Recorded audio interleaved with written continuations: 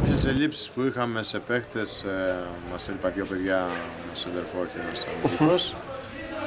Και δύο επιπολαιότητες στην άμυνα μας στέρισαν ένα γρήγορο αποτέλεσμα να γυρίζει υπέρ του Παδιακάκη.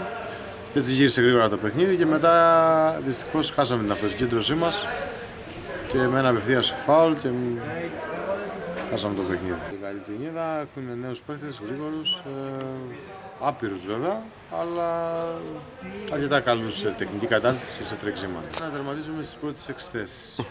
Έτσι, η ομάδα δείχνει ότι σε σχέση με τους αντιπάλους που έχουμε παίξει ότι μπορεί.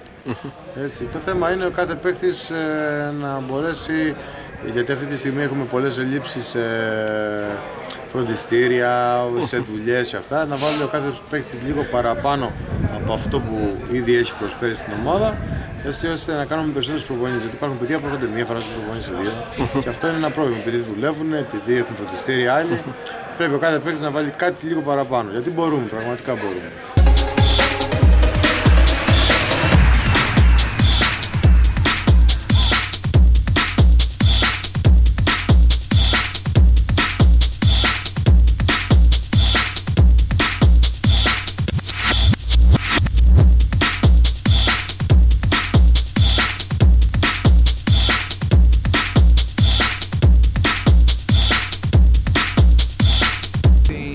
Είναι δίκαιο αποτέλεσμα, είχαμε ψυχικά αποθέματα, γυρίσαμε το παιχνίδι, μπήκαμε όχι καλά στην αρχή, κάναμε προσωπικά λάθη, αλλά στη συνέχεια βρήκαμε ρυθμό και μπορούσαμε και γυρίσαμε το αποτέλεσμα.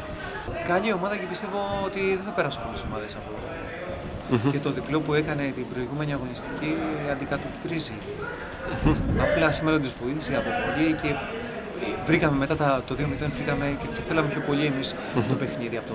Υπάρχει δρόμος, παιχνίδι και τελικός και κάθε πόντος είναι πολύ σημαντικός για μας.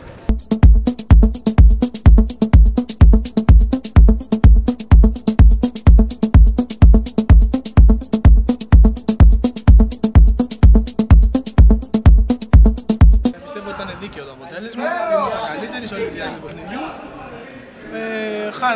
Βρεθήκαμε να χάνουμε με 2-0 πολύ νωρίς, αλλά το γυρίσαμε πολύ γρήγορα πάλι και το φέραμε στα ίσα.